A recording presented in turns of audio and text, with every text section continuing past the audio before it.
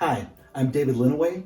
I'm a painter, a podcaster, and I'm an adjunct professor at College DuPage, where I teach two-dimensional design, drawing, and painting. And so this is my studio. I'm going to be talking to you about my work today, and especially my most current series, the Pembroke series, which combines image transfers and oil paint to examine ideas of the American dream.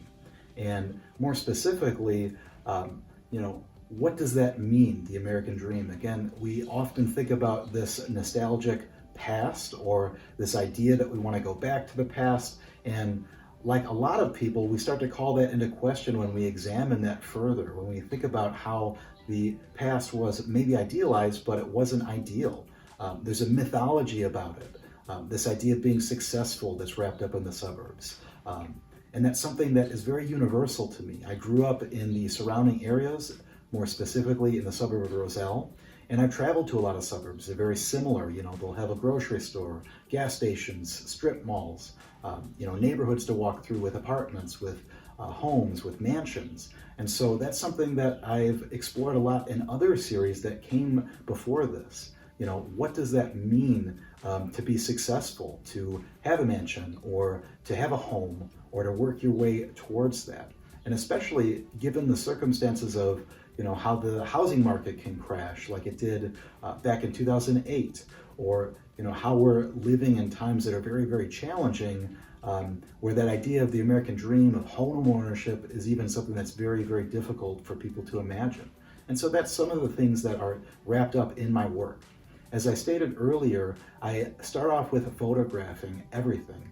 And so I'll oftentimes photograph the same places multiple times with different lighting, different times of day. And I'm ultimately after this moment that kind of draws me back to the past, that makes me nostalgic for being a kid, and that could be something as simple as smelling, grass that's, been freshly cut, or, maybe somebody's doing barbecue, or, there's a birthday party in the garage. There could be something that kind of draws me back in. So I see all of these symbols, surrounding the suburbs as I, experience them, and they draw me back to that time. And that's ultimately what I want to do with my paintings. And so ultimately, I'll take one of those images that really bring me back to that, and I'll create an image transfer where I print it off on laser printer paper and then use wintergreen oil and just burnish it essentially as a rudimentary form of printmaking. And then that image becomes very aged and weathered on the panel. And that's something that I want to call attention in, that it's kind of an old thing, an old idea, something that's weathered, something that might be shifting or changing. And that's something that actually gets distorted sometimes in the image as well. There'll be aspects that get lost. And I think that's a great metaphor for these ideas of home and place and the American dream.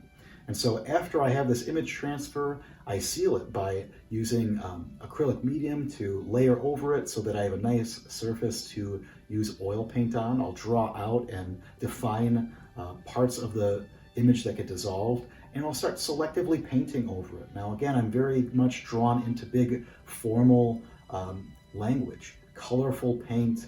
I'm interested in subtle shifts of color, neutral color, local color. All of those things kind of get wrapped together in the work until it finally gets to this place where it feels somewhat resolved. And especially at a distance, they really kind of draw you in because they look very interesting and engaging. And then as you kind of slowly come up upon the piece, you can kind of see that it's constructed. It's something that gets fragmented and pieced together, and that's something that I want the viewer to experience and think about for their own lives, and from their own experiences perhaps of the suburbs or places that start to call and be familiar to them. And that's something that I said earlier is very universal about this idea of working from the suburbs, and something that I find very, very interesting is that you can be in California and have a similar experience if you grew up in Illinois to another aspect of the suburbs. And so all of these things come together in the work to present that idea, to present that question, is the American dream attainable? Is it something that's real? How has it changed? And how will it be in the future? Will it be more attainable? Will it be less attainable? And again, that's something that I think shifts through time, through changes in the economy, and that's something that for me, makes it very relevant today. And so to think about some things coming up and projects going on, as I stated earlier, I'm a podcaster, and I've been making podcasts with artists since 2011. My podcast is called Studio Break. I've interviewed over 140 guests or something like that. And again, it's very exciting and something that I use to stay engaged with thinking about art.